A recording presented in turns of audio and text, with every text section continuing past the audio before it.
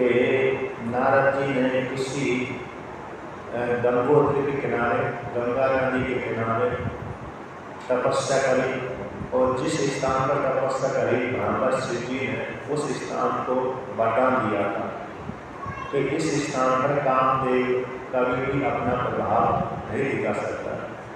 भगवान शिव जी ने 2 स्थानों को वरदान दिया। एक स्थान पर ऐसा वरदान दिया है वहाँ पर कोई भी पुरुष जाए वो पुरुष स्त्री बन जाता है। अभी वर्तमान काल में वो स्थान मालूम नहीं कहाँ पर है, लेकिन उस स्थान पर एक राजा चला गया था, तो राजा स्त्री बन गया था। और एक आटे भगवान ने एक स्थान को वरदान दिया है, जो कोई भी स्त्री वहाँ पर जाएगी वो वेद की लता बन जाएगी। तो आटे भगवान ने एक स्थान को दिया, भगवान शिव जी ने एक स्थान को दिया, इसलिए वहाँ पर कोई भी स्त्री नहीं जाती। जो भी स्त्री जाएगी उस स्थान पर, उस पर्वत पर, तो वो लता ही बन जाएगी, आकर वृक्ष बन जाएगी, वृक्ष की लता बन जाएगी। उर्वशी नाम की जो अप्सरा है वो घूमते घूमते घूमते अपने पति पुरुरवा के साथ घूमते घूमते उस जंगल में चले गई थी, तो वहाँ पर जाकर के लता ही बन गई।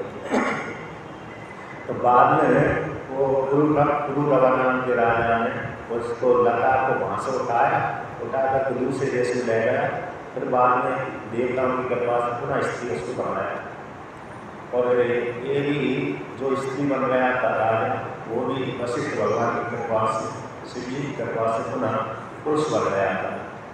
15 दिन पुरुष, 15 दिन स्त्री बनता रहता था। तो उसकी कथा आगे आएगी। तो उसी प्रकार से शिव जी ने यहाँ पर कामदेव को भस्मीभूत किया था, उस स्थान को वरदान दिया कि इस स्थान पर कभी भी कामदेव आकर अपना प्रभाव नहीं निकाल पाएगा। हो सकता है वो सत्युग त्रेता द्वापर युग चलता हो, अब कलयुग में प्राय करके हावी हो जाता हो, अथवा कलयुग में उसका प्रभाव वहाँ पर नहीं रहता है, क्योंकि हिमालय क्षेत्र में गंगोत्री के थोड़े ऊपर रहा होगा तो पब्लिक वहाँ पर रहती नहीं। जब पब्लिक नहीं रहती तो फिर कामदेव विजय कैसे प्राप्त करेगा। इस प्रकार से तो ऐसे स्थान पर भगवान नारद जी ने तपस्या करी, कामदेव के ऊपर विजय प्राप्त कर ली। कामदेव उनके ऊपर आक्रमण करने के लिए आया था, जितने भी उसके अस्त्र शस्त्र थे सारे अस्त्र शस्त्रों को चला दिया, किंतु वो काम में स्त्री आदि को देखकर के विस्मित नहीं हुई। तो तपस्या पूर्ण होती हुई तो कामदेव की ओर चला गया। जब भगवान नारद जी ने देखा कि मेरी तपस्या पूर्ण हो गई, तो कामदेव ने मेरे ऊपर विजय प्राप्त करने के लिए आया था, वो भी अपना प्रयोजन निष्फल होकर लौटकर चला गया। तो कई 1000 वर्ष के बाद, महीनों के बाद, वर्ष के बाद नारद जी तपस्या से थे, तो सबसे पहले शिव जी के पास में चले गए। तो शिव जी से अपनी अभिमान गर्व से युक्त होकर के कह दिया, मैंने कामदेव को विजय प्राप्त कर ली। कामदेव के ऊपर तपस्या करी, वहाँ पर कामदेव के ऊपर आक्रमण करने के लिए आया था, और उसने मेरा ऊपर प्रयोग किया, प्रभाव दिखाया, किंतु उसका जो प्रयोग है, प्रभाव है, मेरे ऊपर नहीं चला, इसलिए मैंने काम को जीत लिया। ऐसा शिव जी से अहंकार से युक्त होकर के वाणी में बोला नारद जी ने। तो नारद जी की वाणी को सुनकर के शिव जी ने समझाया कि ऐसी कथा जो तुमने मेरे सामने की, अन्य देवताओं के सामने, ब्रह्मा जी के सामने, स्त्री पुरुषों के सामने नहीं कहना, वो विशेष रूप से तो विष्णु भगवान के सामने तो कहना ही है। जब ऐसा बोल करके शांत हो गए तो सीधी से आगे गए, ब्रह्मा जी के पास में गए, ब्रह्मलोक में गए। ब्रह्मलोक में भी भगवान ब्रह्मा जी ने उसी प्रकार से समझाया कि कहने वाली चीज़ नहीं है कि मैंने काम के ऊपर विजय प्राप्त कर लिया, काम के ऊपर विजय प्राप्त कर लिया, ये तो मन में छुपा कर रखने योग्य है, नहीं तो कभी कभी अहंकार आ जाता है, ऐसे हो जाता है, किंतु अहंकार के मन में आ गया। अब ब्रह्मा जी ने भी समझाया तो ये, किंतु वो सुनकर के शांत होकर के पुनः विष्णु लोक में आ गए। वो विष्णु भगवान से उन्होंने कह दिया कि मैंने कामदेव के ऊपर विजय प्राप्त कर ली। तो भगवान विष्णु ने कहा बहुत ही अच्छा है, आप जैसे लोगों के पास में कामदेव कैसे टिक सकता है। इस प्रकार से प्रशंसा आदि करने के पश्चात नारद जी कहते हैं कि मैंने आप आपकी कृपा से काम के ऊपर विजय प्राप्त कर ली। आप मेरी पर कृपा करने वाले हैं, इसी हेतु से मैंने काम के ऊपर विजय प्राप्त कर ली। ऐसा नारद जी ने भगवान विष्णु के सामने कह करके अन्य और प्रकार से बात करके वहाँ से विदा लेकर के पृथ्वी लोक में भ्रमण करने के लिए आ रहे थे। तो जैसे ही चलते चलते आ रहे थे उसी काल में भगवान विष्णु ने उनके गर्भ को नष्ट करने के लिए बीच में ही आते आते ही एक नगर का निर्माण कर दिया। वो 100 योजन का निर्माण कर दिया। 100 योजन का है 400 किलोमीटर लंबा चौड़ा 100 योजन वाला नगर विस्तार कर दिया। तो यहाँ पर कहते हैं कभी कभी व्यक्ति को भजन करने से यदि श्रद्धापूर्वक व्यक्ति परमात्मा की प्राप्ति के लिए साधना नहीं किया तो कभी कभी व्यक्ति को अहंकार आ जाता है। बहुत से आ जाता है दिखावा जाओ दम्भ से युक्त होकर के व्यक्ति कर्म करता है, पुण्य वाले कर्म करता है, दम्भ से युक्त होकर के तो वहाँ पर व्यक्ति को कार्य करके अहंकार आ जाता है। तो वहाँ पर शास्त्र कहता है कि दिखावा नहीं होना चाहिए, श्रद्धापूर्वक जप पूजन पाठ दान आदि करना चाहिए, इससे जीव का कल्याण हो जाता है। हाँ कभी कभी आता है कि दिखावा भी करना चाहिए। दिखावा क्यों करना चाहिए? यदि हम दिखावा नहीं करेंगे तो पड़ोसी हमको देगा तो दान पुण्य करेगा ही नहीं। आपने तैतृय उपनिषद का नाम सुना होगा। तैतृय नाम का एक उपनिषद है, उसमें शिक्षा बल्ली आती है। तो शिक्षा बल्ली में जब ब्राह्मण यानी ब्रह्मचारी गुरुकुल में जाता है और गुरुकुल में जाकर के गुरु से चारों वेदों का अध्ययन करता है, व्याकरण के सहित स्मृतियों का, पुराणों का, चारों वेदों का, अन्य शास्त्र का अध्ययन करके जब आचार्य देखता है मैंने इसको सारी विद्या पढ़ा दी, अब इसके पश्चात अब मेरे पास में कोई विद्या बची नहीं है, अब उन ब्रह्मचारियों का वो ब्राह्मण आचार्य गुरु उपाकरण संस्कार कर देते हैं। तो समावर्तन संस्कार कर देता है। तो समावर्तन संस्कार में अब उसको आज्ञा दे देता है कि अब तुम घर में जाओ और अपने कुल के अनुसार जिस वर्ण में आप पैदा हुए हो उसी वर्ण की कन्या का वर्ण करके घर जीवन निर्वाह करो। तो जब समावर्तन संस्कार आचार्य करता है उस काल में अंतिम उपदेश करता है। और मैंने जितना भी तुमको 10 वर्ष 20 वर्ष 30 वर्ष 40 वर्ष जितने भी वर्ष मैंने तुमको पढ़ाया करके एक शब्द चलता था 12 वर्षों का। 12 वर्ष में पूरी विद्या आचार्य पढ़ा देते थे, क्योंकि 12 वर्ष में उस काल के ब्रह्मचारी जो होते थे ब्राह्मण क्षत्रिय वैश्य बुद्धिमान होते थे। तो एक बार आचार्य बोलता था उतने में कंठस्थ कर लेते थे, जिसको नहीं होता था एक बार सुनने में तो 2 बार में कंठस्थ कर लेता था, 3 बार में कर लेता था, किसी को 4 बार में होता था, किंतु जल्द ही विद्या कर लेते थे। अब अंतिम में समावर्तन संस्कार करने के पश्चात में अंतिम उपदेश कर देते हैं। यहाँ से जाकर के तुम एक कार्य करना, मेरे से जो अध्ययन किया है उसका जगत वहाँ पर जाकर के घर में जाकर के समाज में रह करके प्रचार प्रसार करते रहना चाहिए।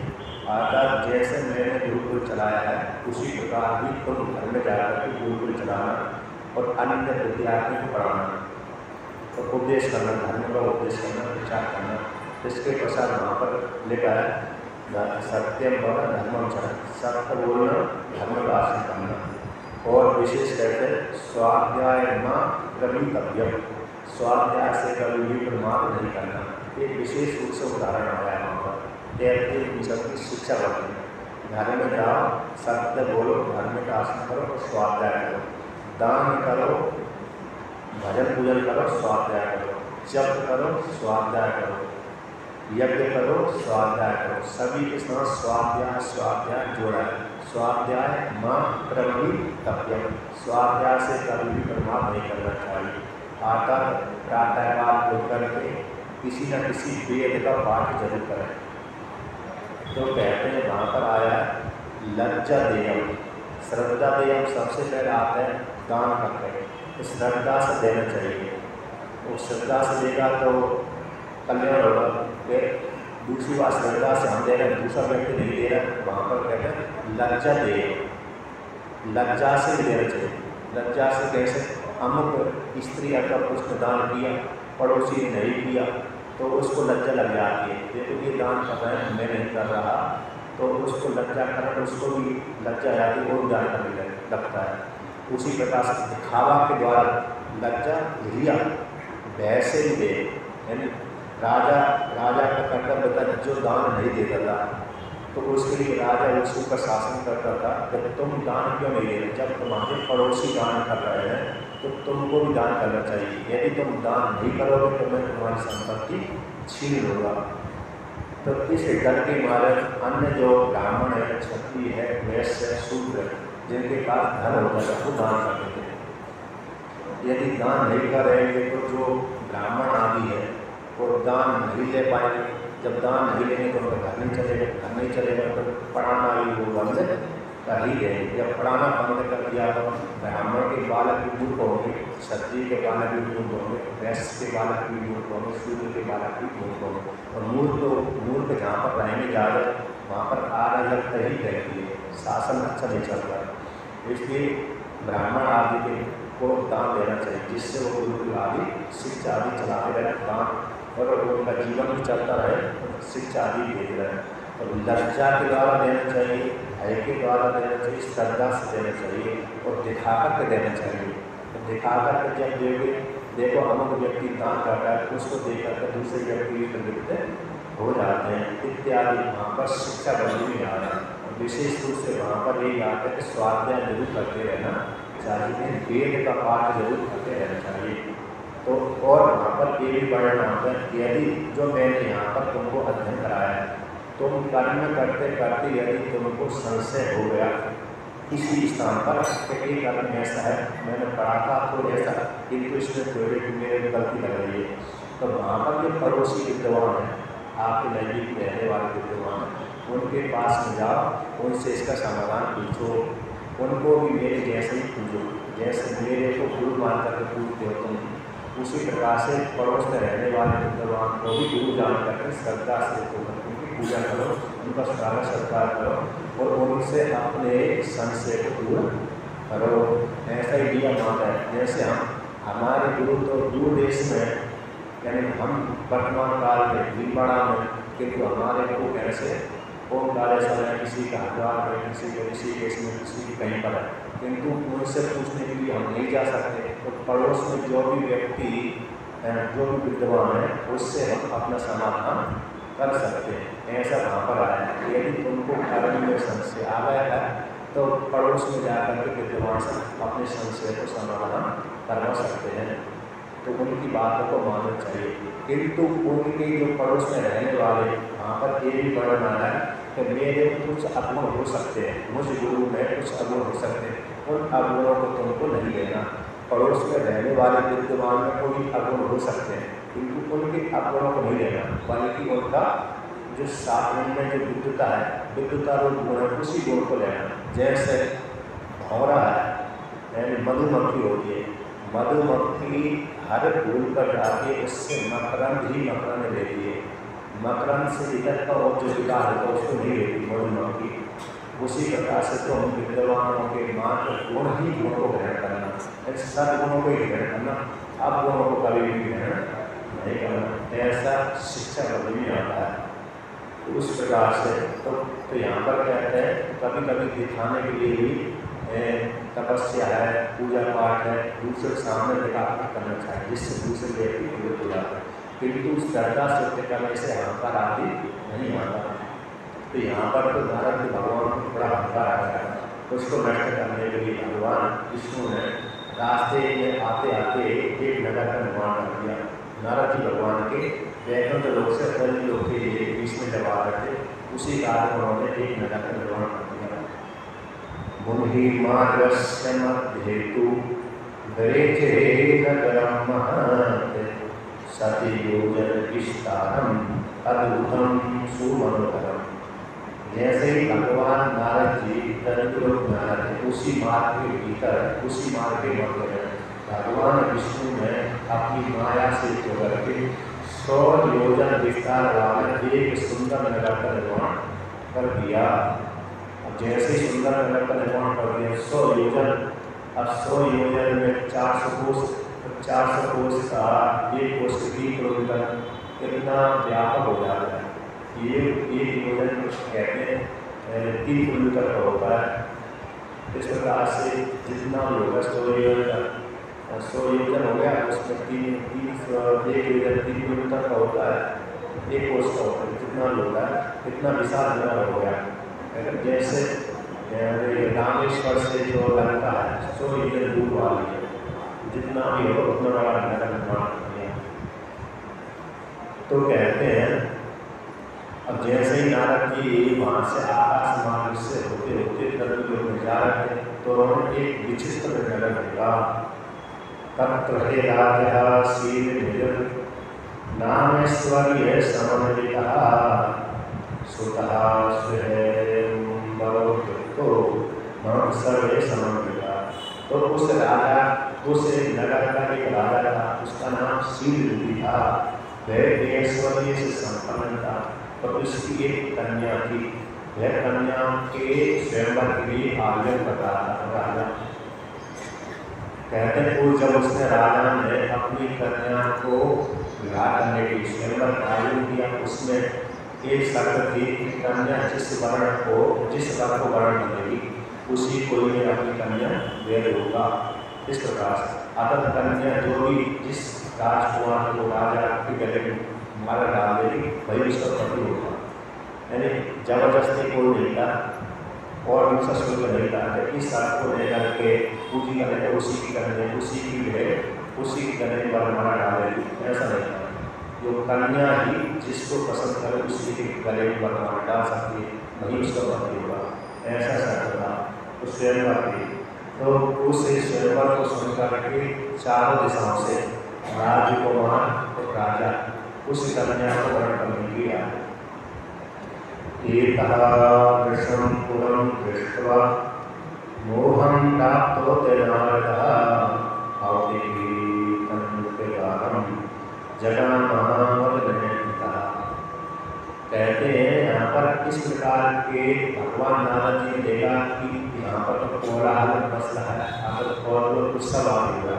उस स्थल को देख करके भगवान नारद जी को मोह लगा हो गया और वह नारद जी को करने वाले घटना को देखने वाले वो भी नगर के भीतर चले गए और नगर के भीतर जाकर उन्होंने देखा, राजा के पास पहुँच गए। राजा जहाँ पर रहता था उसके पास पहुँच गए तो राजा ने देखा कि नारद मुनि आए हुए हैं। नारद मुनि को देखकर उन्होंने उनका स्वागत सत्कार किया। आगतम मुनि पर्यंतम दृष्ट्वा शीलनिर्नृपा उपवेश्याचर्यां चक्रे रत्नसिंहासने भवे। जब राजा ने देखा कि भगवान नारद जी आए, उनको देखकर के राजा ने उनको एक सोने की सिंहासन के ऊपर बिठाया और फिर उनका स्वागत सत्कार किया, पूजन की, अर्चना की, अर्घ्य पाद्य आदि दिया।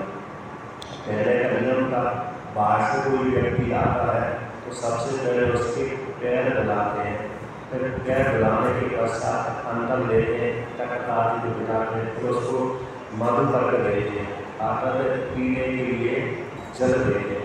जल में कोई तांबे का पात्र अथवा कांसे के पात्र में जल करते हैं, जल में मधु मिला देते हैं और मधु मिलाकर उसको देते हैं, जिससे उसकी रास्ते की जो थकावट है वो थकावट शांत हो जाती है। उसको बोलते हैं मधुपर्क।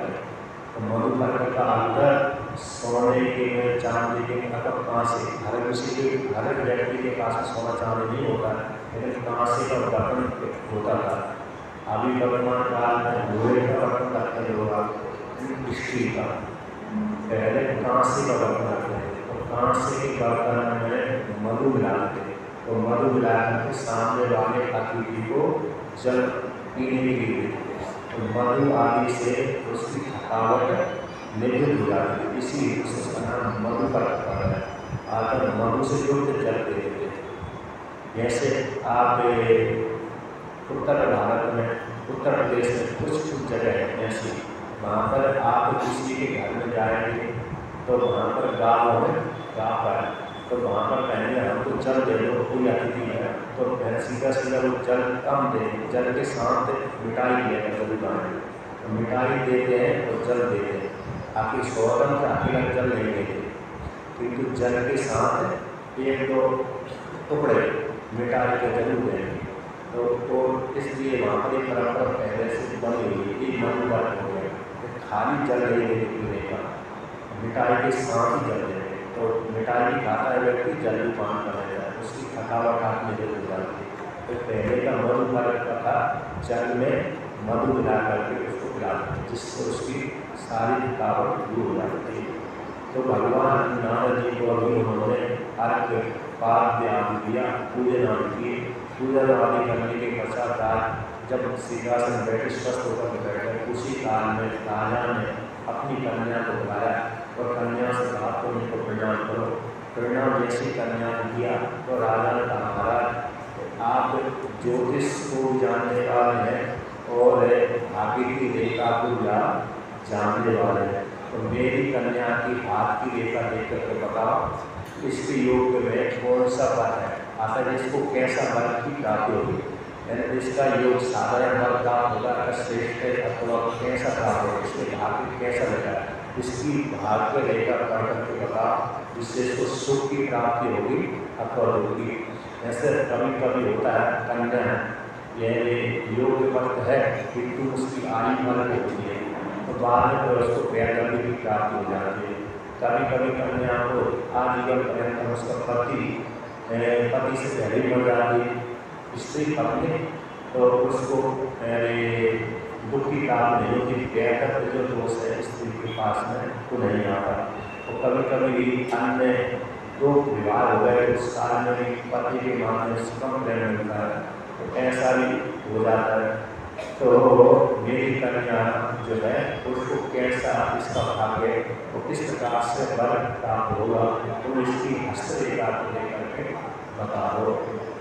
ऐसा जब नारद जी से भगवान और राजा ने कहा, राजा की वाणी सुन करके उन नारद भगवान ने उस कन्या का हाथ लेकर देखी,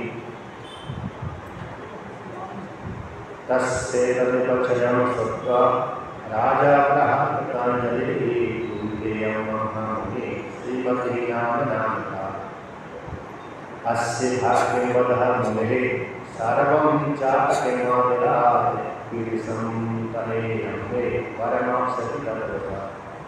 जब नारद जी से कहा राजा के मेरी कन्या श्रीमती इसका नाम है, ये कैसे फल को प्राप्त करेगी उसके लक्षण देकर के आप बता दीजिए। तो इस प्रकार से ऐसा प्रश्न किया, ऐसा उसने कहा, तो नारद भगवान ने हाथ देखा, हाथ देकर उसकी सारे लक्षण को देकर के उन्होंने वर्णन कर इसको इस प्रकार का पति प्राप्त होगा। सर्वेश्वर हो जितो वीरो विशेषो विभू अस्यापति भावी कामजित सुर सत्मा। तो ये पति उस कन्या का फल सर्वेश्वर होगा, इस कन्या का जो पति होगा वो सभी के ऊपर शासन करने वाला होगा, अगर सर्वेश्वर राजा बनेगा। अजित को किसी दूसरे के द्वारा जीता नहीं जा सकता। जैसे अर्जुन को जब तक भगवान श्री कृष्ण थे तब तक किसी ने भी नहीं जीता उसको, ना तो भीष्मता माँ हरा सके, न ही कर्ण हरा सके, न ही कृपाचार्य, कोई भी नहीं हरा सके, और बड़े बड़े अन्य राजा भी नहीं हरा हुआ है। अजित दूसरे के द्वारा कभी भी जीता नहीं जा सकता और वीर कराएगा तो भगवान श्री जी के जैसा रहेगा, जैसे श्री जी है उसी के जैसा रहेगा।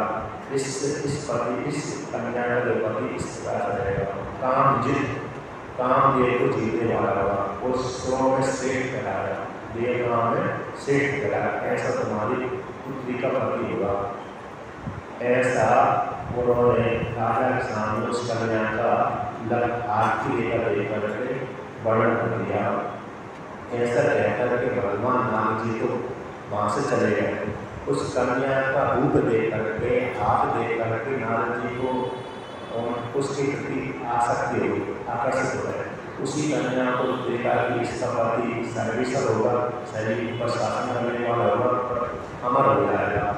इत्यादि देगा, इत्यादि देकर के उसके रूप में तो थी भगवान की माया थी, माया को देख करके मोहित हो गए और मोहित होते ही वो कामदेव से जुड़े हो गए और उसी को पति बनाने की उनकी इच्छा हो गई।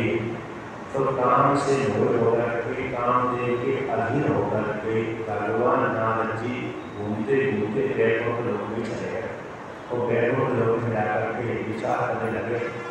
जाने से पहले उन्होंने विचार किया कि कैसे मैं इस कन्या को प्राप्त करूँ, मेरा सबसे कौन हितोषी कौन है जो मेरी सहायता करे तो मैं इस कन्या को ग्रहण कर सकूँ। मेरे सबसे प्रिय सहायता करने वाले हितोषी तो भगवान विष्णु भी हैं।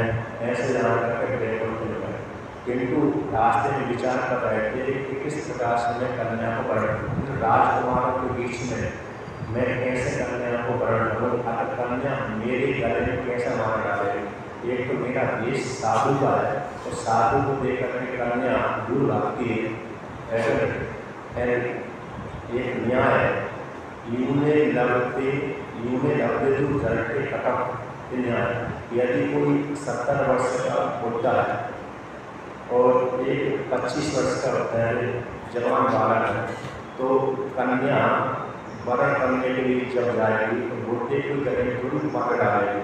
वो तो अपने समकक्ष से 25 वर्ष के बालक में जो भी उसकी आयु का बालक है उसके गले में ही कन्या वरमाला डालेगी, उसके गले में माला डालेगी, ना कि 70-80 वर्ष के बुढ़े के गले में डालेगी। और यदि कोई जटा वाला साधु बैठा हुआ है तो उसके गले में भी डालेगी। वो जानते पहले से गहरा दिए इसके गले में डाल करके तो मेरे कष्ट ही भोगना पड़ेगा इत्यादि जान करके वो कन्या कभी भी साधु के गले में माला नहीं डाल सकती। तो नारद जी का उद्देश्य साधु का ही था, तो नारद जी के गले में कैसे वो कन्या जो राजकुमार कैसे गले में डाल सकती है। ऐसा विचार करके सोचने लगे अब मेरे को कैसे भी कन्या प्राप्त हो। जब तक मेरा सुंदर रूप न होगा, अपने भेष नहीं बदलूंगा, तब तक कन्या मेरे गले में नहीं डाल सकती। जब तक मैं जवान वाला रूप नहीं बनाऊंगा, जब तक सौंदर्य रूप धारण नहीं करूँगा, तब तक कन्या मेरे गले नहीं हो सकती। आकर मेरे रूप के ऊपर भोज होगा लगे तब तक गले में माला नहीं डाल सकती, जब तक मैं सुंदर नहीं होगा। इसलिए उस नारद जी ने विचार किया स्त्रियों के लिए सबसे प्रिय लगता है तो क्या लगता है, स्त्रियों के लिए सबसे प्रिय लगता है रूप। यहाँ पर नारद जी स्त्रियों की भावना को व्यक्त कहते हैं। सौंदर्यम सर्वे नारीणां प्रियं भवति सर्वथा तद्दृष्ट्वैव प्रसन्ना स्ववसा नाम संशय। कहते सारी स्त्रियों के लिए सबसे प्रिय है सौंदर्य।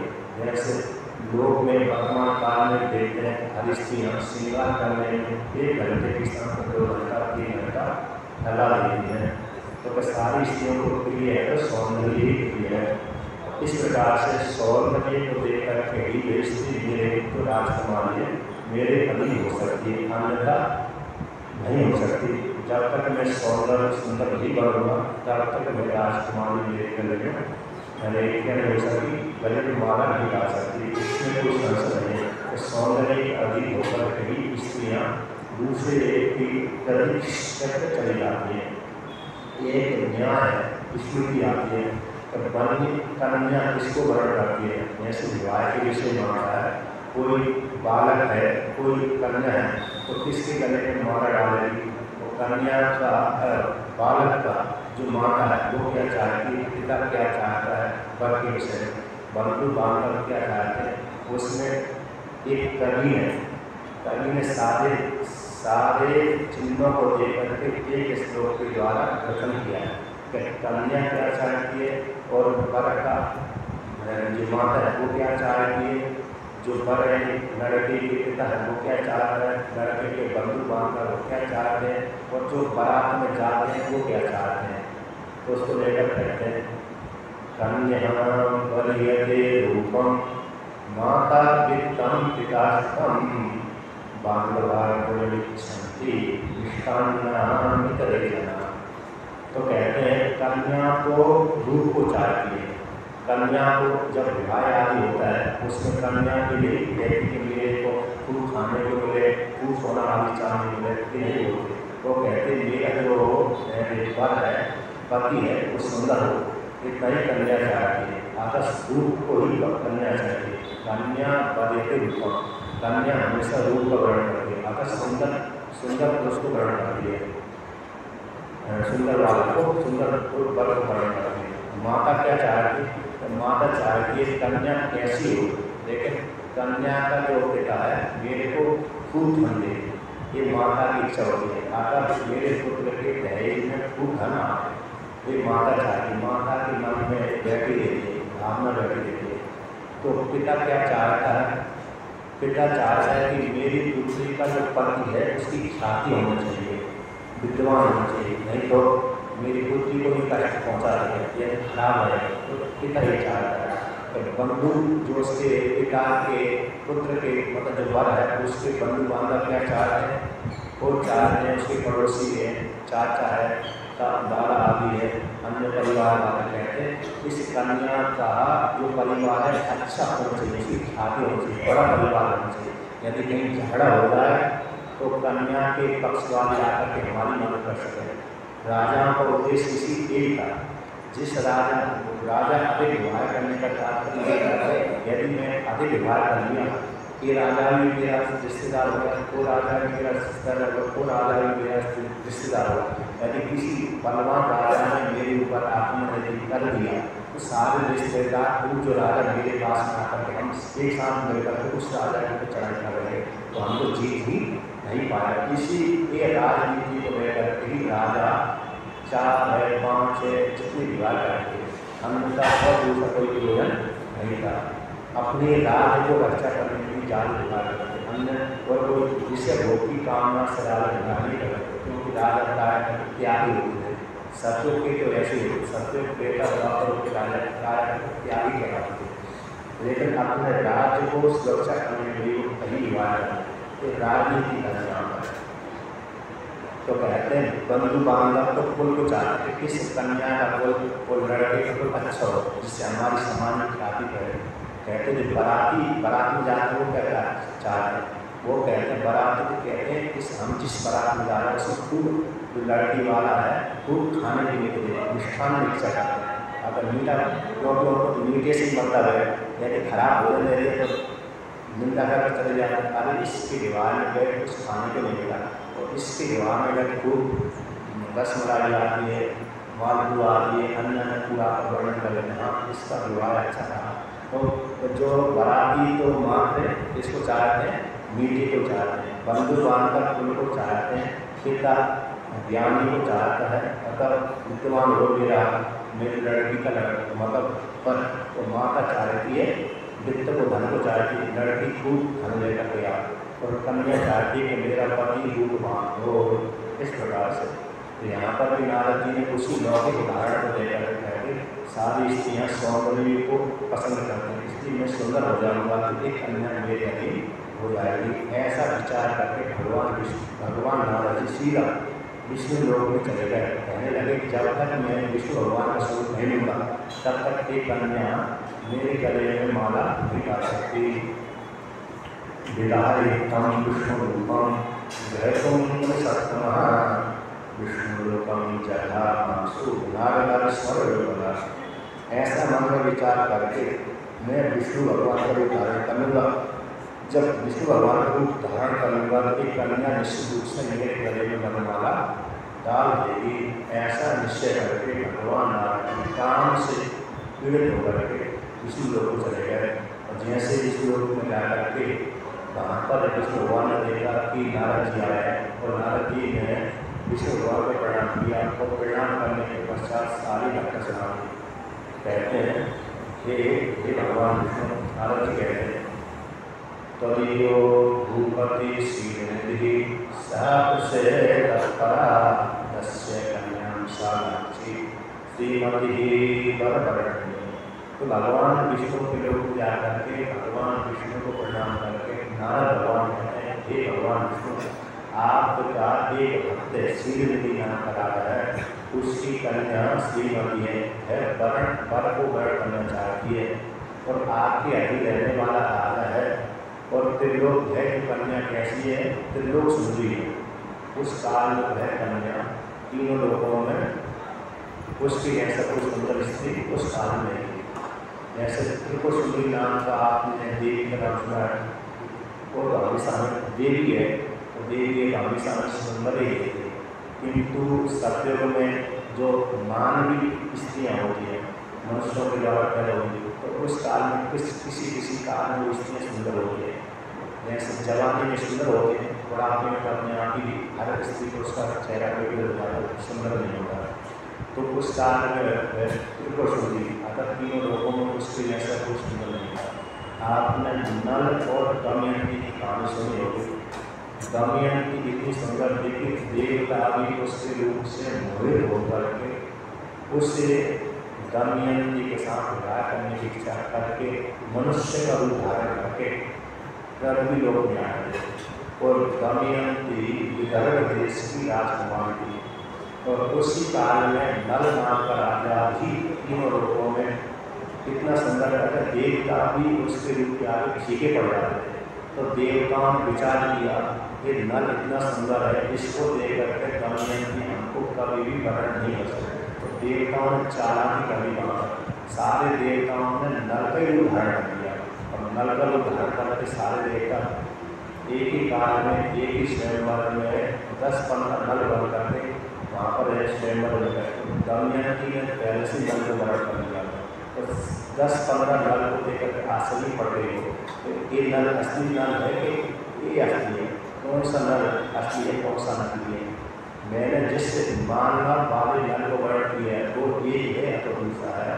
तो उसने प्रार्थना करी देवताओं से, महाराज मैंने मात्र एक को वर्ण किया, दो को वर्ण नहीं किया, और मैंने भी निषद देश का राजा नल को वर्ण किया है, इसलिए आपकी शरण में आती हूँ और आप मेरे को कृपा करें, अच्छी प्रकार से बतलाएं यही नल असली है, दूसरा नल असली नहीं। तो देवताओं ने उसकी प्रार्थना को सुन लिया, बतला दिया कि हम देवता पृथ्वी को स्पर्श नहीं करते, हमारे शरीर में छाया नहीं पड़ती, हमारे अंगों की माला कभी कुमलाती नहीं है, और हमारी पलकें गिरती नहीं है। जैसे देवताओं की पलकें नहीं गिरती, बल्कि मनुष्यों की पलकें गिरती हैं। हमारी आप सबकी स्त्री पुरुषों की पलकें ऊपर नीचे होती रहती है, किंतु देवताओं की पलकें ऊपर नीचे नहीं होती, स्थिर रहती है। उनके चेहरे में कभी विकृति नहीं आती, उनके शरीर में दुर्गंध नहीं आती। हमारे शरीर में दुर्गंध आएगी तो माना गया, किंतु उनके शरीर में दुर्गंध नहीं आती। इसमें विशेषता है।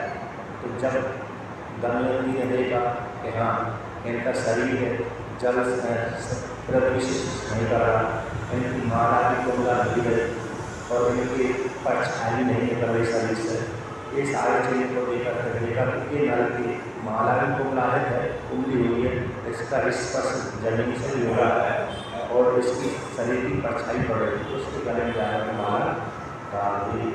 तो मतलब उस काल में नल की देवताओं से अधिक सुंदर था और दमयंती की सुंदर थी इस प्रकार से। तो ये कह कि ये जो श्रीमती नाम की कन्या है, श्रीमती नाम के राजा की कन्या है, विश्व सुंदरी है, उसको मैं वर्ण करना चाहता हूँ। इसलिए हे भगवान विष्णु, मैं आपका सेवक हूँ, आपको छोड़कर किसी दूसरी शरण में जा, इसलिए आप मेरे को अपना रूप प्रदान करें जिससे मुझको ये कन्या वर्ण कर ले, रूप से मोहित होकर के कन्या मुझको वर्ण कर लेगी। मैं जिस रूप में जाऊँगा तो कन्या मेरे तरफ ध्यान नहीं देगी, बल्कि दूसरी तरफ चली जाएगी, तो मेरी इच्छा पूरी नहीं हो पाएगी। इसलिए आप अपना रूप प्रदान कर रहे हैं, ऐसा भगवान विष्णु से मांग लिया। स्वरूपम देहि नाता सेवको हम प्रियस्तवा श्रीमती क्षिति पात्र। हे नाम मेरे स्वामी, मैं आपका प्रिय सेवक हूँ, हमेशा आप ही कहे नारायण नारायण नाम जपता रहता हूँ, आपको छोड़कर किसी दूसरे के अधीन नहीं रहता। इसलिए आप जैसे कन्या मेरे को वर्ण कर उसी प्रकार से आप वर्ण मेरा मुझको रूप प्रदान कर रहे हैं, जिस रूप को प्रसन्न होकर कन्या मेरे को वर्ण कर ले, ऐसा भगवान विष्णु से प्रार्थना करें। भगवान विष्णु ने कहा कह ठीक है, जैसा तुम्हारा हित हो उसी प्रकार से मैं तुम्हारा हित करूँगा, आकर मैं अपना रूप तुमको दे देता हूँ। उन्होंने भगवान विष्णु ने मैं हरि का रूप दे देता हूँ। हरि भगवान एक जगह आता है, भगवान विष्णु कहते ये हरि आप अपना रूप प्रदान करें। तो हरि के कई अर्थ होते हैं। हरि शब्द का अर्थ इंद्र देवता होता है, हरि शब्द का अर्थ बंदर भी होता है, हरि शब्द का अर्थ सूर्य भी होता है, और हरि अर्थ का शब्द विष्णु होता है। 4-5 तो हरि शब्द के अर्थ होते हैं। तो भगवान विष्णु से नारद जी ने कहा कि हरि आप अपना रूप प्रदान करें। तो हरि ने अपना रूप प्रदान कर दिया। तो आधा रूप वंश कर आप जानने में दे दिया। तो यहाँ पर कहते हैं श्रेष्ठ देश मुने गच्छ करिष्यामि एकं तव विशर्वरो यथा यथा प्रियतरोऽसि। भगवान विष्णु कहते हैं हे विष्णु, हे नारद मुनि, आप अपने गंतव्य देश को जाइए, मैं तुम्हारे लिए नित्तर रूप प्रदान करता हूँ। जैसे वैद्य रोगी को नित्तर औषधि देता है, उसी प्रकार से मैं भी तुम्हारे लिए तुम्हारा भविष्य जो हरि रूप है, हरि रूप प्रदान करेगा। भगवान विष्णु ने उनको गले से नीचे का पूरा स्वरूप चतुर्भुज कर दे दिया। तो जानते थे यदि गले से नीचे देखेगा तो व्यक्ति दिख जाएगा इस पर कि मनुष्य का है, कि जानवर है, किसका है, किंतु चेहरे को नहीं देख पाएगा। चेहरे को जब तभी दिखेगा जब दीवार में या तो आपस लगा हो, अथवा जल में गया हो, अथवा ऐसा पात्र जिस पात्र में मुख दिख रहा है, ऐसा तो वहीं पर ही व्यक्ति को मुख दिख सकता है। अन्यथा मेरा मुख बंदर का है, शेर का है, कि भालू का नहीं दिखेगा जब तक सामने आदर्श आदि न हो तब तक। तो भगवान विष्णु ने अपना गले से नीचे चतुर्भुज का रूप दे दिया, गले से ऊपर का भाग बंदर कर दिया। तो बंदर को भी हरि बोलते हैं। हरि शब्द का एक अर्थ है बंदर। तो बंदर का रूप दे दी, ऊपर वाला, नीचे का चतुर्भुज वाला रूप दे दिया। तो नारद जी ने देखा कि हाँ मेरे 4 हाथ हो गए, विष्णु भगवान का पूरा स्वरूप आ है। ऐसा देख करके काम से भूत होकर के उस कन्या को वर्ण करने की इच्छा से यहाँ पर स्वयं राजा राजकुमार बैठे हुए थे, उसी स्थान पर जाकर के बैठ गए। तो बैठ गए तो कन्या उस काल में वरमाला लेकर के वर की खोज करने के लिए, वर को देखने के लिए हाँ एक वर मेरे लिए योग्य है, माला लेकर के आए। किंतु वहाँ पर जैसे नारद जी यहाँ पर पहुँचे, जिस स्थान पर बैठे एक सिंहासन है जहाँ पर राजकुमार आने वाले, उसी के पास में शिव जी के 2 गण आ गए।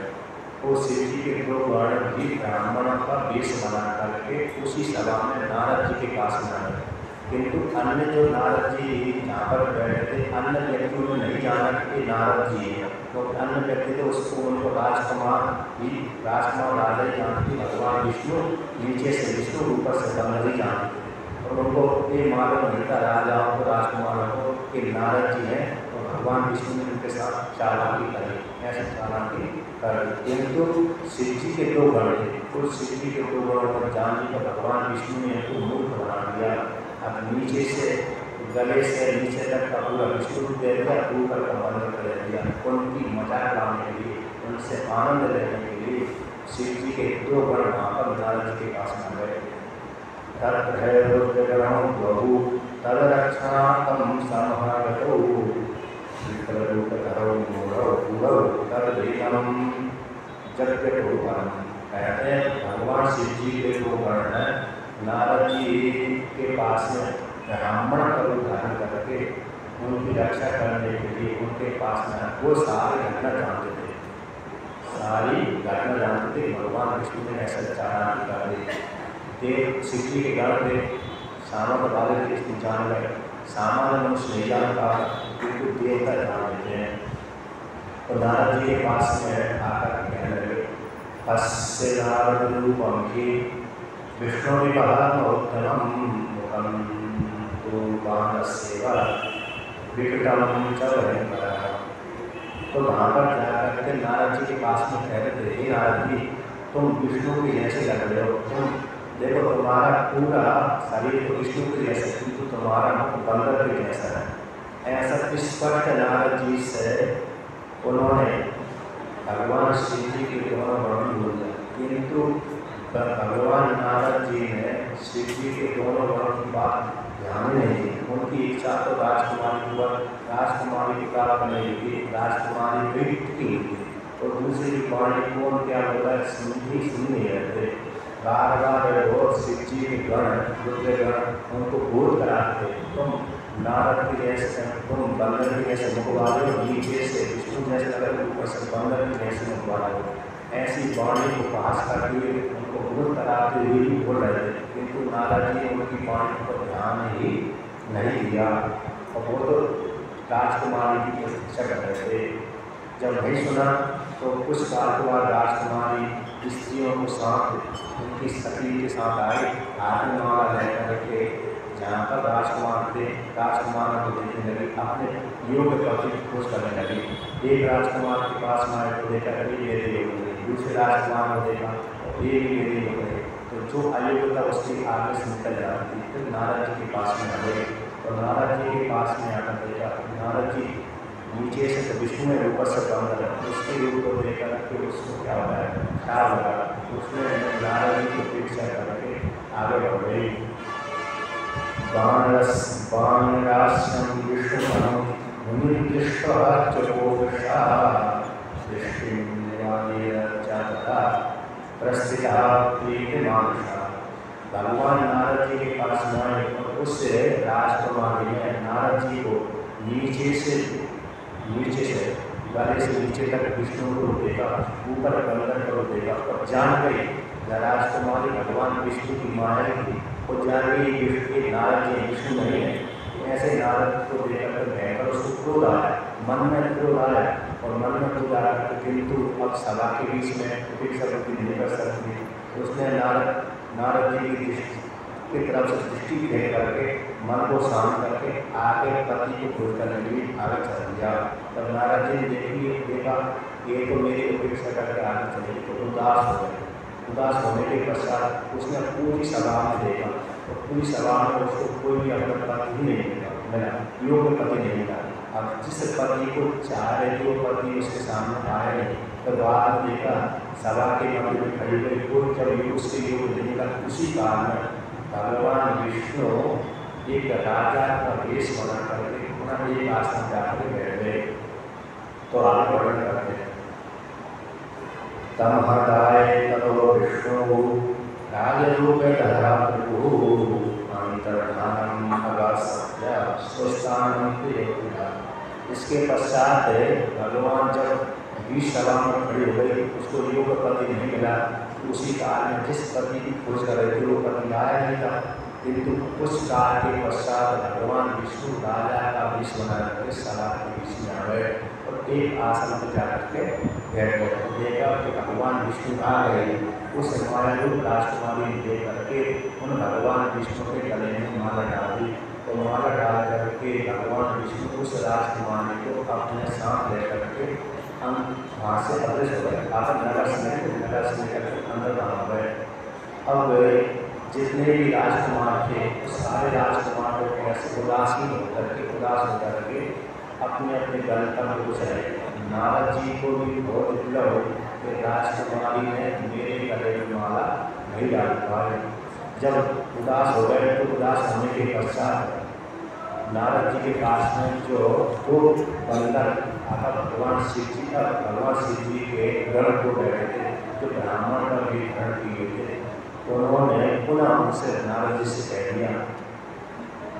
तो गण कहते हे नारद मोहे तुमकी व्रता मदन मोहिता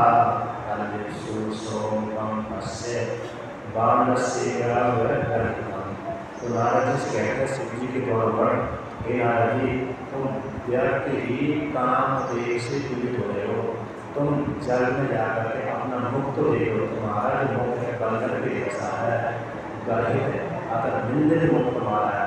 तो निंदित मुख जैसे ही बोला, जब क्योंकि राजकुमारी जो चली भाष्य में कभी गई तो भाष्य में कह गई तो उनका मन एकाग्र हो जाएगा। तो देखा तुम्हारा मुख ठीक नहीं है, अगर तुम्हारा मुख में विकार उत्पन्न हुआ था, तुम्हारा मुख बंदर के जैसा है। ऐसे जब गणों ने कहा तो गणों की प्रमाण को सुन करके भगवान नारद जी देखे जहाँ पर मुकुल था, आकर दर्पण था, तो दर्पण में जाकर के उन्होंने देखा तो मेरा मुख तो बंदर था और नीचे पूरा विष्णु ऊपर बंदर है। ऐसे हाईग्रीव नाम के, हाईग्रीव के जो फोटो है नीचे से भगवान विष्णु है, हाईग्रीव में चतुर्भुज है, ऊपर का घोड़े का मुख है, ऊपर का मुख का पूरा घोड़े का है और नीचे का पूरा आगे चतुर्भुज विष्णु का है। ऐसे हिरण्यकश्यप को मारने वाले भगवान विष्णु नीचे से तो पूरे मनुष्य के थे, किंतु गले से ऊपर मात्र शेर का था। इस प्रकार से यहाँ पर नीचे से पूरे भगवान विष्णु का रूप, ऊपर से बंदर का रूप है।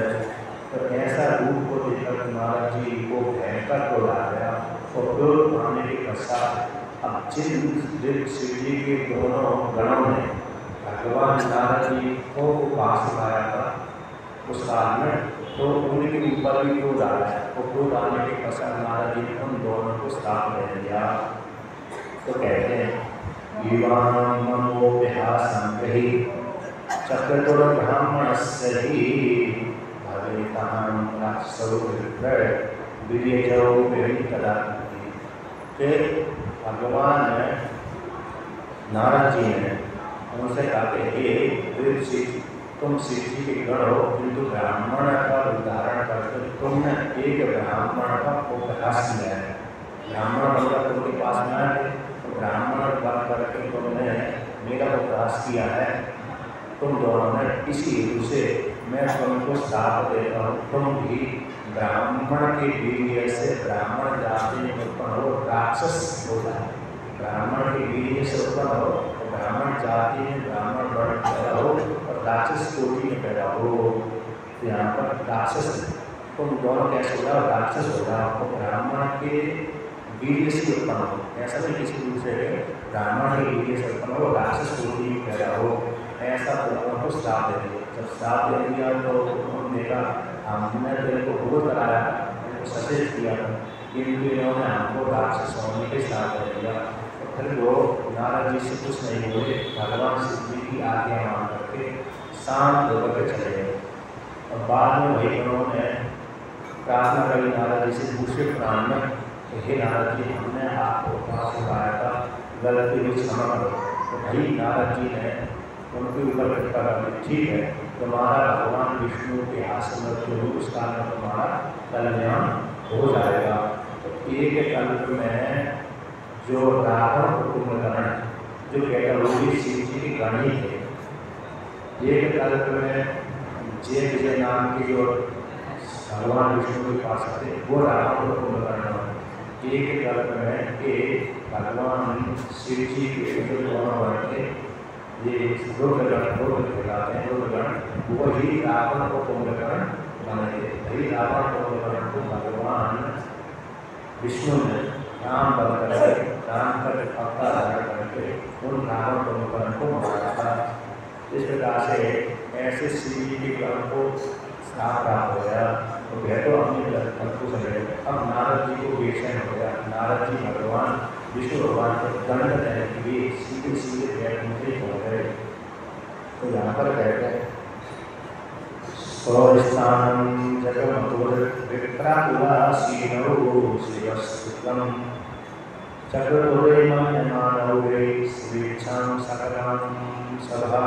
इस प्रकार से जब रुद्र के गण को अपने जन्म पर चले गए तो भगवान नारद जी विष्णु भगवान के पास में जाकर के विष्णु भगवान को देखा कि विष्णु भगवान के पास ही वो राजकुमारी थी। रामायण आदि में तो राजकुमारी वर्णन कर देते हैं, किंतु यहाँ पर वर्णन नहीं किया। यहाँ पर भी राजकुमारी उनके पास में थी। पास में होने के पश्चात नारद जी विष्णु भगवान के पास जाकर कहने लगे, नारद जी कहने लगे विष्णु भगवान को उल्टा सीधा सुनाने लगे। तो कहते हैं हे हरे त्वं महापुरुषः कपटी विश्वमोहनं हरोस्साम सहसे मायावी मननाशय। नारद जी ने चार परिणाम नहीं किया। जैसे जब भगवान नारद जी शांत भाव से होकर के जाते हैं वैकुंठ में, ब्रह्मलोक में, शिवलोक में, तब भगवान को प्रणाम करते हैं, किंतु वर्तमान काल में दुखी होकर रहते हैं, क्योंकि उनको जिस स्त्री की कामना थी उस स्त्री को प्राप्त ही नहीं हुई, इसलिए वो दुखी हो गए। तो भगवान विष्णु उस स्त्री को ले गए। दूसरी बात यही है, दूसरा राजकुमार भी नहीं ले गए, दूसरा राजकुमार लेना था तो थोड़ा कम क्रोध होता, क्योंकि भगवान विष्णु ही उसी स्थिति में रहेगा, चालाकी करके और ज़्यादा हो जाएगा। तो भगवान नारायण जी कहते हैं, हे हरे तुम महापुरुष है, तुम कहते हो महान पुरुष हो, भक्ति हो, विश्व को मोहित करते रहते हो, तुम हमेशा तब साधना से दूसरे के वृद्धि को तुम सहन नहीं कर पाते, हमेशा मायावी और मलिन आशय वाले। जैसे आपने देखा होगा, आपका पड़ोसी यदि उत्कर्ष भाव को प्राप्त हो गया है, नहीं किसी का, नहीं तो आपने दोष आया, जैसे किसी घर का पड़ोसी किसी व्यक्ति कहता है कि मेरे से आप कैसे बढ़ गया, पड़ोसी वाला व्यक्ति है, एक आगे कैसे बढ़ रहे हैं, जरूर मैं इसको नीचे करता हूँ, उसकी या तो चुगली कर देते हैं अथवा निंदा कर देते हैं अथवा उसको परेशान करने की उसकी हानि करवा देते हैं। तो दूसरे पीढ़ी को कर्ज को सहन नहीं कर पाते पड़ोसी वाले व्यक्ति, लोग में होता रहता है। जैसे कोई परिवार वाला ये एक भाई ज़्यादा बढ़ रहा है, एक भाई अपने कर्म के अनुसार घट गया, तो घटने वाला जो भाई है हमेशा ऊपर बड़े हुए भाई को गिराता रहता है, कहता है कि मेरे से आगे कैसे बढ़ रहा है, जबकि हम दोनों एक ही पिता के पुत्र हैं, हमको दोनों को बराबर ही बढ़ना चाहिए, किंतु ये मेरे से आगे निकल रहा है और मैं इससे नीचे निकल रहेगा। इसलिए वो नीचे वाला हमेशा ऊपर वाले से चिढ़ता रहता है, हानि पहुँचाने की कोशिश करता रहता है। तो ये तो ऊपर बढ़ना घटना अपने कर्म से होता है, किंतु दूसरे जबरदस्ती दोष लगा देता है। यहाँ पर भी कहते हैं तब साधना सहसे, तो हमेशा दूसरे के वृद्धि को सहन कर पाते, जब कोई तुमसे ऊपर निकलता है तो उसको दबाई देते हो। ऐसा भगवान नारद जी ने विष्णु भगवान से कह दिया। मोहिनी रूपम दाहे कपटम कृत्यवान करा अश्वभ्यो पायस्वम वारुणीमकटम नहीं। तुमने एक कपट यहाँ पर ले लिया था, ऐसा तुमने मोहिनी रूप धारण करके अश्व को तो माता बांध करा दिया, तो देवताओं को अमृत बांध करा, तुमने देवताओं को जैसे देवताओं को अमृत पान कराया था, उसी प्रकार से तुमने अश्वों को पान नहीं कराया, अमृत का पान देवताओं को तुमने करा दिया मोहिनी रूप धारण करके, किंतु अश्वों को नहीं कराया। तुम किसी कपट रूप धारण करने वाले कपटी हो। चेत देवना विषम पुत्रो दयामृता महेश्वरा हरि नष्टात्या माया तब व्याधि रहते हैं। यहाँ पर और भी कहते हैं कि यदि भगवान शिव जी तुम्हारे ऊपर कृपा करके यदि इसका पान नहीं करते, तब मैं देखकर तुम्हारी माया उसी काल में समाप्त हो जाती, तुम क्या करते? अगर तुम्हारी जितनी भी माया है वो सारी माया उसी काल में नष्ट हो जाती। हमेशा कपट का विज्ञान करने वाले विष्णु, जब यदि भगवान शिव जी तुम्हारे ऊपर कृपा करके दया करके यदि इसका पान नहीं करते, तुम्हारी जो माया है दिखावा है, माया दिखावा, तो माया दिखावा वो सारा दिखावा उसी काल में समाप्त हो जाता। तुम कैसे हो? कपट वाले हो, तुमको कहते हैं सकपट गति, हमेशा कपट वाले गति के चाल चलने वाले हो। ते अति क्रिया, तुमको सीधा मार्ग पसंद नहीं है, बल्कि तुमको टेढ़ा ही मार्ग पसंद है। कपट वाली गति तुम अत्यंत चाहते हो, अत्यंत प्रिय वाले हो। और कहते हैं साधु स्वभाव ना भाव से, इस साधु का स्वभाव नहीं है, तुम्हारा स्वभाव अच्छा नहीं है, बल्कि तुम तो कैसे स्वतंत्र होकर के कार्य करते रहते हो इत्यादि। भगवान नारद जी ने भगवान विष्णु को बुरा भला बोल दिया, और जैसे बुरा भला बोल दिया तो बाद में भगवान विष्णु ने अपनी माया को खींच लिया, और जैसे खींचा ना तो वहाँ पर राजकुमारी दिखी, न कुछ देखा न कुछ देखा, और उनका जो मोह था मोह भी भंग हो गया। और जैसे मोह भंग हुआ उसी समय देखा ये तो मैं क्या देख रहा हूँ, ये तो कैसा हो गया, ना तो राजकुमारी है, न कुछ है, न नगर है, न राजा है, न राजकुमार कैसा हो गया। मैंने भगवान विष्णु को गलत ही साथ दे दिया। इस प्रकार से पश्चाताप होने लगे, और बाद में वहाँ पर प्रार्थना आदि समाप्ति। एक जगह आता है यहाँ पर, कहते ऐसे व्यक्तियों से दूर करके रहना चाहिए इत्यादि। सन्निकृष्टा विनष्टासु दूरदश्चापलहसिता मध्यभागे सेविता निष्ठा नष्टासु। भगवान विष्णु के अत्यंत नैतिक और नारद जी हैं, तो जहाँ पर अत्यंत नैतिक होते वहाँ पर वरदान और श्राप दोनों चल जाते हैं, जल्दी नाराज हो जाते, जल्दी आशीर्वाद हो जाते हैं। तो कहते हैं ऐसे व्यक्तियों को, ऐसी 4 जगह व्यक्ति को दूर मध्य भाव से सेवा करना चाहिए। अति सन्निकृष्ट वनष्टसु, अत्यंत नैतिक रहेगा तो विनाश हो जाएगा, और दूर रहेगा धन की प्राप्ति नहीं होगी। तो कहते हैं इन व्यक्तियों को मध्य भाव से सेवा करना चाहिए। किन व्यक्ति को? राजा को, बन्नी को, गुरु को, स्त्री को। जैसे राजा के नैतिक रहेंगे तो राजा गुण दोष को देते हैं, जब गुण दोष को देख लिया तो राजा तो ये गिरफ्तार किया तो राजा क्रोध या मृत्यु रहेगा। किसी राजा से दूर रहो, और ज़्यादा दूर हो गए तो राजा पुरस्कार आदि नहीं देगा, तो हमारा जीवन नहीं चलेगा। और इसलिए दूर भी मत रहो। बेहतर बन्नी को, आगे को भी ज़्यादा दूर रहेंगे तो वो आँच नहीं देगी, ज़्यादा नज़दीक रहेंगे तो जला देगी, तो बीच से सेवा करो। तो गुरु के भी ज़्यादा दूर मत रहो, ज़्यादा नज़दीक मत रहो। तो ज़्यादा दूर रहेंगे तो गुरु उपदेश नहीं कर पाएगा, ज़्यादा नज़दीक रहेंगे तो गुरु के अवगुणों को देख रहे। जैसे अवगुणों को शिष्य ने गुरु के अवगुणों को देखा, उस समय शिष्य निंदा करने लगेगा, अरे हमारे ऐसे निंदा चालू किया तो उसको दोष लग जाएगा। ज्ञान की बात नहीं। स्त्री को भी ज़्यादा सेवन करेगा पुरुष से तो अपने कर्तव्य से चित हो जाएगा, कर्तव्य से चित हो गया। स्त्री का सेवन किया ही नहीं तो फिर स्त्री दूसरी जगह चली जाए तो भी गड़बड़ हो जाए। इसलिए मध्य भाव से सेवा करना चाहिए। राजा को, बन्नी को, गुरु को, स्त्री को मध्य भाव से सेवा करें। इस प्रकार से तो यहाँ पर ज़्यादा क्या तात्पर्य है कि जो व्यक्ति दूर रहता है, काम रहता है, अथवा क्रोध से हो जाता है, काम से, क्रोध संयोग से होता है, युक्त हो जाता है, ऐसा व्यक्ति अपने जीवन को नष्ट कर देता है। तो भगवान नारद जी भी काम से मोहित होकर के, अहंकार से मोहित होकर के ऐसी दुर्दशा को प्राप्त हो गए। अगर भगवान विष्णु को श्राप नहीं देते, जब ऐसी उन्होंने भगवान विष्णु ने माया को निकाला, खींचा, उस समय उन्होंने पश्चाताप कर लिया। तो आगे भी श्राप आ रही है, भगवान विष्णु को श्राप दिया, उसका वर्णन कल करते हैं। नारद जी भगवान विष्णु को कौन से श्राप दिया, उसका वर्णन कल करेंगे। ओम